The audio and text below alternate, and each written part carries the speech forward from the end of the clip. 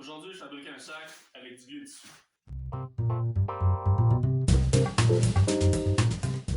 Donc, mon ami m'a demandé de lui fabriquer un sac. Il m'a envoyé un modèle qu'il a trouvé sur Amazon, dont je vais m'inspirer. On voit que c'est un sac de voyage bandoulière avec une sangle 2 pouces, une boucle qu'on peut enlever.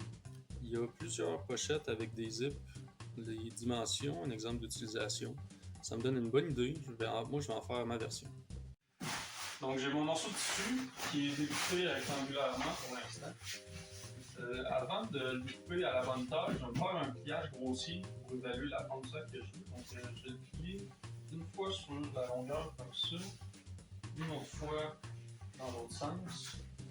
C'est à peu près cette forme de tissu-là que je vais prendre là, pour la forme de mon sac. Pour l'assembler, je vais le plier une fois comme ça, une autre fois sur lui-même. Je vais faire une couture au centre, après ça je vais le replier sur lui-même. Je vais poser un zip ici, puis un autre zip de chaque bord. Ça va me faire 3 poches. Une principale qui saute sur le dessus, une sur le côté, puis une sur l'autre côté. Pour ce qui est des dimensions, on va mesurer. Ça fait à peu près 14 pouces de long par 9 pouces de large. Ce qui est des dimensions similaires au modèle qu'on m'avait envoyé sur Amazon. Donc on va y aller avec ça. Donc maintenant que j'ai décidé de la forme du sac que je veux, je vais maintenant pouvoir prendre une mesure plus précise et faire ma coupe. On va couper en 3 parties égales. Comme ça, si jamais je vais en faire d'autres pareils, je vais pouvoir. Donc, je fais un pliage comme ça ici pour avoir 3 côtés pareils. Une marque ici. Une marque là.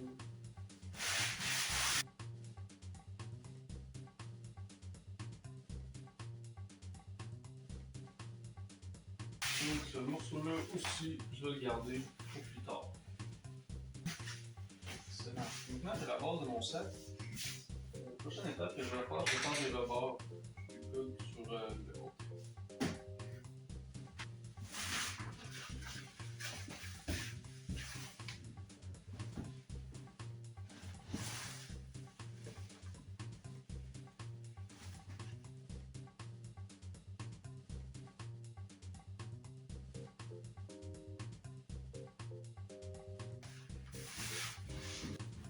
Bon, maintenant j'ai fait mes rebords. Je vais pouvoir poser quelques accessoires sur mon sac. Avant de l'assembler comme ça, il va falloir que je pose des sangles comme ça. J'en vais poser 3 rangées. Ça va permettre de mettre la sangle bandoulière autour, puis ça va servir de porte-accessoire aussi au besoin. Donc, pour ça, je vais me prendre des mesures.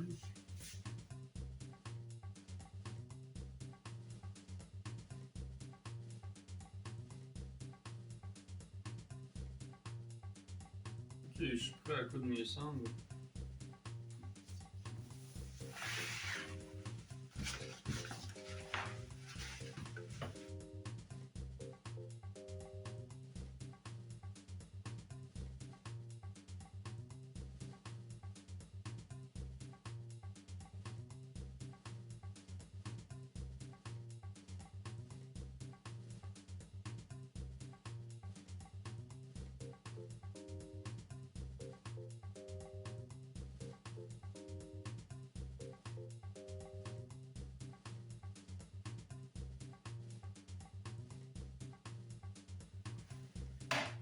Ok, maintenant c'est tout bien propre.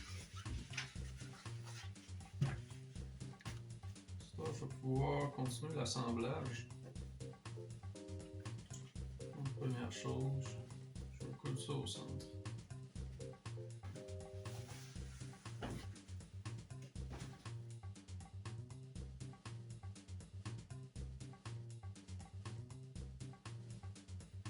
Alright, prochaine étape, coudre les zips.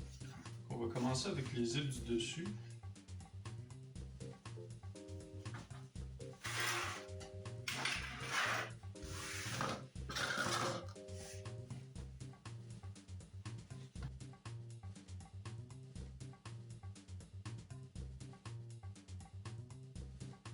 Donc les zips du dessus sont installés. Par la suite, je vais pouvoir mettre les curseurs là, pour les joindre ensemble.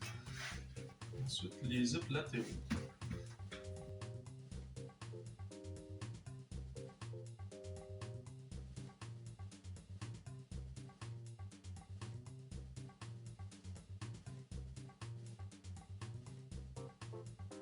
pas que je me trompe pour le prochain zip. Je vais aller ici, puis je vais le mettre face à l'autre de ce côté-là.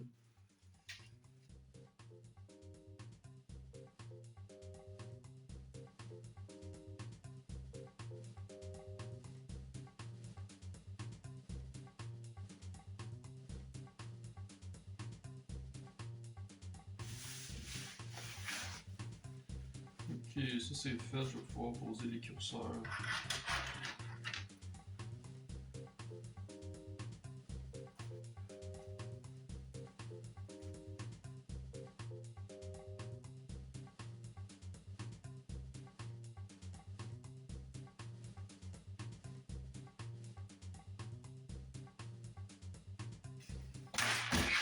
Voilà, les zips sont posés, c'est quasiment fini. Donc, maintenant, on va fermer les poches latérales du sac. En même temps, on va enfermer la fin du zip supérieur.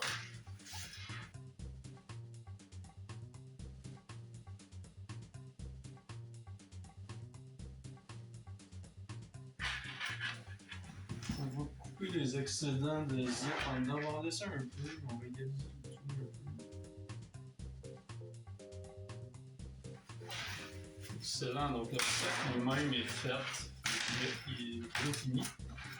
Donc maintenant, je vais rajouter des tirettes sur les curseurs de zip. J'ai trouvé de la ficelle jaune, ça va être pour les curseurs en haut, celle blanche pour un côté, puis la bleue marine pour l'autre.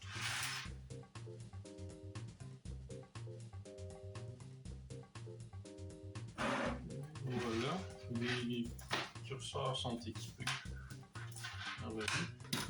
Je vais rajouter des attaches pour attacher un porte-clés avec un mousqueton à l'intérieur pour être sûr de ne pas perdre ses clés.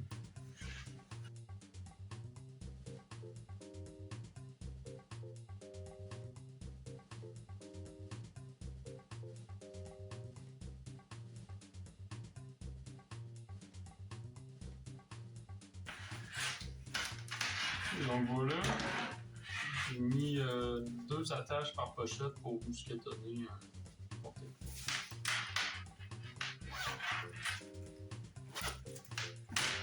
Tout ce qui reste, c'est mettre une bandoulière pour en faire un sac bandoulière.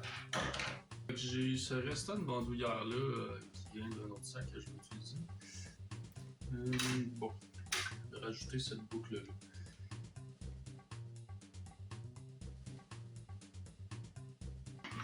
Il reste plus qu'à coudre la boucle.